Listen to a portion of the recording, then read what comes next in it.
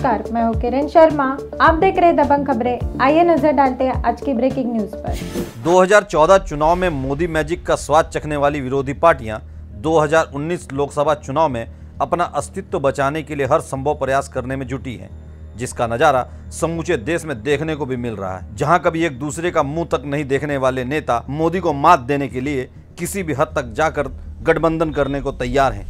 मगर सबसे दिलचस्प नज़ारा महाराष्ट्र की राजनीति में देखने को मिल रहा है, जहां 56 इंच का सीना रखने वाले प्रधानमंत्री नरेंद्र मोदी को टक्कर देने के लिए 56 राजनीतिक पार्टियां एकजुट होकर ख्याली रथ पर सवार होकर लड़ाई लड़ने की तैयारी कर रहे हैं, ताकि एक दूसरे का सहारा बनकर बेसहारा होने से बच सके। मगर शायद विरोधी पार्टियों को इस बात का इल्म नहीं कि महाराष्ट्र में कमल की ताकत को दोगुना करने के लिए तीर कमान और सुदर्शन चक्र मजबूती से उनके साथ डटकर खड़े हैं, जिसका नज़ारा मीरा भाईंदर के जीसीसी क्लब में देखने को मिला, जहां भाजपा, शिवसेना और आरपीआई ने मिलकर एक मंच से विरोधियों को उनकी तबाही का टेलर दिखाया। देखिए, नेतृत्व जिसके पास होता है उनकी वो जिम्मेदारी होती है कि जो आम जनता है, आम कार्यकर्ता हमारे हैं, उन सभी को साथ में लेके काम करना है। और लोकसभा के लिए भारतीय जनता पक्ष, आरपीआई और शिवसेना पक्ष की तरफ से राजन जी विचारे को वापस उम्मीदवार घोषित किया गया है। तो जिम्मेदारी जाहिर है कि भारतीय जनता पार्टी की ओर से नरेंद्र मेहता जी की जिम्मेदारी बनती है और शिवसेना की ओर से मेरी जिम्मेदारी बनती है। हम सभी कार्यकर्ताओं को लेके साथ में आगे जाना है और लोकसभा के इलेक्शन में हमको यूपी के उम्मीदवार को और राजन विचारे जी को जिता के देना है। बीच में आपकी जो लड़ाई चल रही है, देखिए, एक घर में झगड़ा होता है, भाई भाई से झगड़ा थोड़ा करता है, मियाँ बीवी का झगड़ा होता है, भाई बहन का झगड़ा होता है। ये तो पार्टी है, पार्टी तो बहुत बड़ी होती है, आपसी वाद विवाद तो होते रहते हैं। मगर जिस वक्त जनता की ज़रूरत होती है, जनता के सवाल होते हैं, जनता के काम होते हैं, उसके लिए हम सभी लोगों को एक होना चाहिए। ऐसे आप ही लोग कहते हैं, जनता कहती है, और हम एक हुए और भविष्य में भी इस मीरा भाईंदर शहर के विकास के लिए ऐसे हम लोग साथ में रहेंगे। और भाजपा कैसे काम करेगी? जरूर इससे जो लोगों के काम है, देखिए अभी लोकसभा की आचार संहिता 23 मई के बाद में खत्म हो जाएगी। उसके बाद में विधानसभा का आचार संहिता लगने वाला है। उसके पहले हमें मीरा भाईंदर शहर को बहुत कुछ देना है, क्योंकि बहुत सालों से इस मीरा भाईंदर शहर को भारतीय जनता पार्टी की ओर से नरेंद्र मेहता जी को उम्मीदवारी मिली थी, उनको जिता कर दिया है। शिवसेना की ओर से मुझे जिम्मेदारी दी थी, उम्मीदवारी दी थी, मुझे इस जनता ने जिता के दिया है। तो हमारी दोनों की जिम्मेदारी बनती है कि मीरा भाईंदर शहर को बहुत कुछ विकास के माध्यम से देने का हम लोग जो प्रयास कर रहे थे, वो प्रयास अभी थोड़ा 3-4 महीने की कालावधि हमको मिलने वाली है। उसमें हमको बाकी के सब काम करने हैं और निश्चित रूप से आप लोगों के दिल में जो काम करना है मीरा भाईंदर शहर के लिए और जनता को जो काम चाहिए, वो 3-4 महीने के कालावधि में हम लोग निश्चित रूप से देंगे। आप दोनों साथ में मिलकर काम करेंगे, कैसा काम करेंगे? अरे साथ में ये आप देख रहे, खाली हम लोग दोनों नहीं, हमारे साथ हमारे सभी पदाधिकारी और कॉर्पोरेशन के सभी लोग बैठे हैं।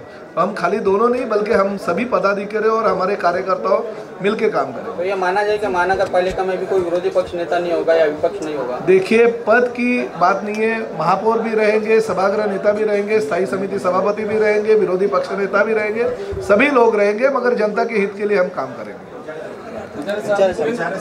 मीरा भाईंदर की जो जनता है वो आपको क्यों वोट देगी? क्या कौन से मुद्दे आपके रहेंगे जनता के सामने? जो 5 साल के अंदर केंद्र सरकार के माध्यम से, राज्य सरकार के माध्यम से, हमारे कॉरपोरेशन के माध्यम से यहाँ पे जो काम हुए, जैसे कि केंद्र सरकार की योजना अंतर्गत रेलवे आती है, तो रेलवे का जो काम है, बाकी जो केंद्र सरकार की योजना अंतर्गत जो बाकी जो सुविधा देने का काम है, वो 5 साल के अंदर हमने किया है। और इस 5 साल के अंदर जो काम करने के बाद जो भी जनता का जो प्रश्न हमने इस विकास के माध्यम से किए गए, वही वो जनता हमको वापस 2 बार चुन के देंगी। सर, विचारे साहब जैसे विधायक नरेंद्र मेहता के लिए माना जाता है कि भाई इन्होंने सीमेंट रोड बनाए शहर में, वो जिंदगी भर याद रखेंगी जनता। प्रताप सरनाइक जी ने जैसे मैदान हॉल में हॉल वगैरह बनवाया, ऐसा आपका कौन सी यादगार चीज है मीरा भाईंदर? मेरे ख्याल से मेरे साल एक काम बताइए जो आपको जनता याद रख सकती है। मेरे ख्याल से आज यहाँ पे जो रेलवे है, केंद्र सरकार के माध्यम से दोनों रेलवे स्टेशन जो है वो अद्ययावत करने का काम मैंने किया है। यहाँ पे MCZM का जो प्रश्न है वो हमने ये किया है। और दूसरे जो ये मीरा भाईंदर में जितने भी तालाब है उस तालाब का पुनर्निर्माण और सुशोभीकरण का काम हमने यहाँ पे किया गया है।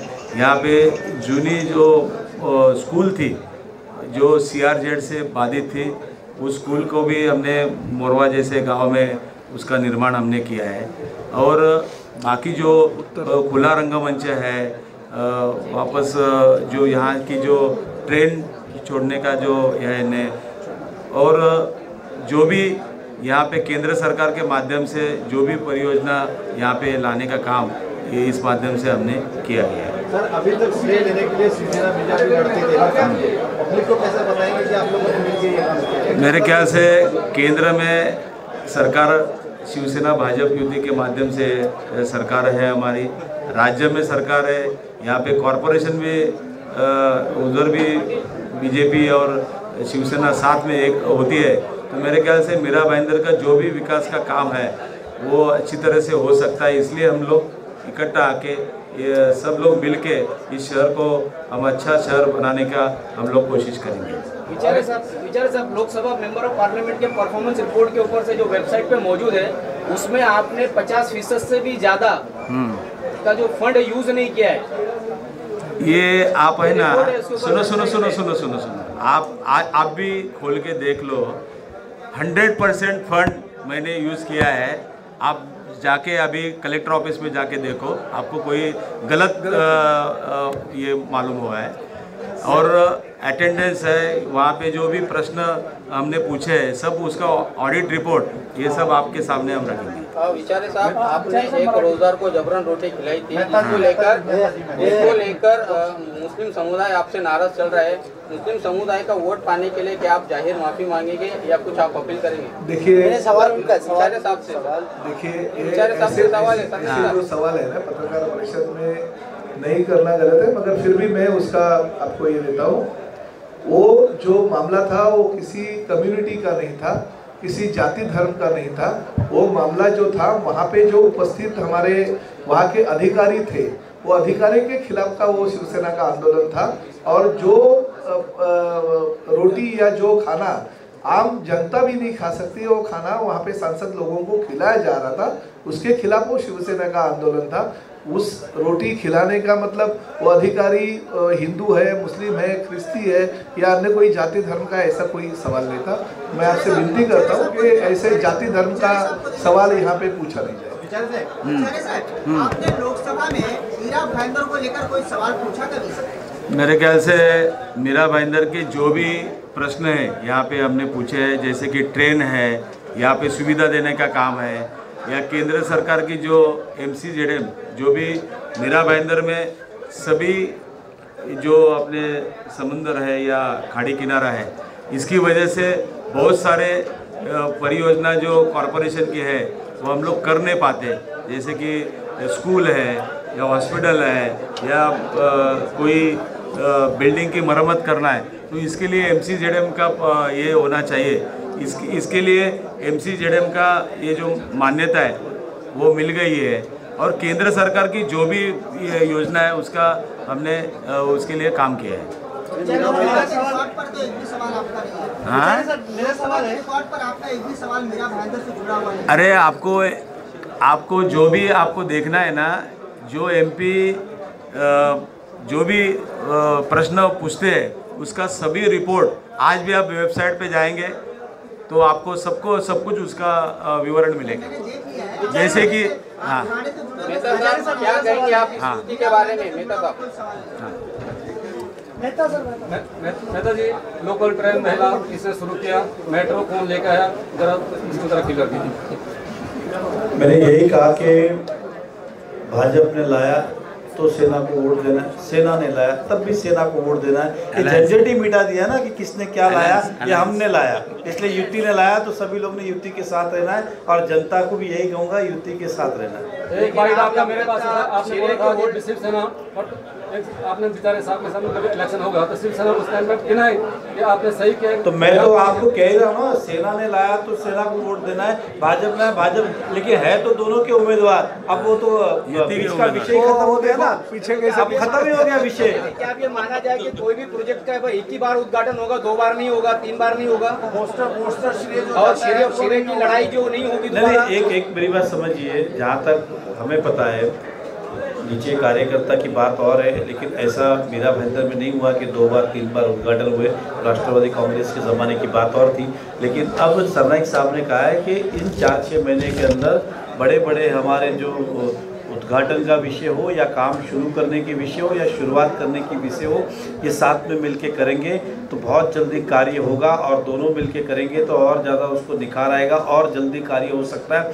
और राजन विचारी केंद्र का अगर नेतृत्व करते हैं तो केंद्र से कुछ जहाँ ज़रूरत है तो उनका भी पूरा फायदा होगा। नगर पालिका के सभी यहाँ पे मतलब केंद्र सरकार भी है, महाराष्ट्र सरकार भी है, महानगर पालिका भी है, तो अब किसी चीज़ में रुकावट आने वाली नहीं है। मेरा सवाल विचारी साहब से है। विचारी साहब, अभी आपने एमसीजेडीपी की बात करी, तो मीरा भाईंदर शहर में बड़े पैमाने पर लोक प्रतिनिधियों ने पर्यावरण का नुकसान किया है, और इस बारे में एक खासदार होने के नाते आपने भी पर्यावरण को बचाने के लिए आज तक क्या कदम उठाए, इस बारे में जरा जानकारी दीजिए। पर्यावरण के लिए जो एमसीजेडएम का जो मैंने आपको बोला कि आज तुम्हारा कोकण डिवीज़न का, जैसे कि रायगढ़ है, रत्नागिरी है, मुंबई है, ये सभी का एमसीजेडएम का प्लान हो गया, लेकिन थाना और पालघर ये दोनों बचा था। तो ये अभी एमसीजेडएम का ये प्लान उन्होंने केंद्र सरकार ने उसको पास किया गया है, तो उस वजह से ये जो अभी देखो कैसे कि लोग जुना उनका घर रहता है वो रिपेयरिंग करके रहते हैं, लेकिन उनको परमिशन ऑफिशियली नहीं मिल पाती है। तो ये एमसीजेडएम होने की वजह से जैसे कि स्कूल है, जैसे कि कॉरपोरेशन की हॉस्पिटल की बिल्डिंग है, रहने का घर है, इस माध्यम से वो उसको क्लियरिटी मिल सकती है।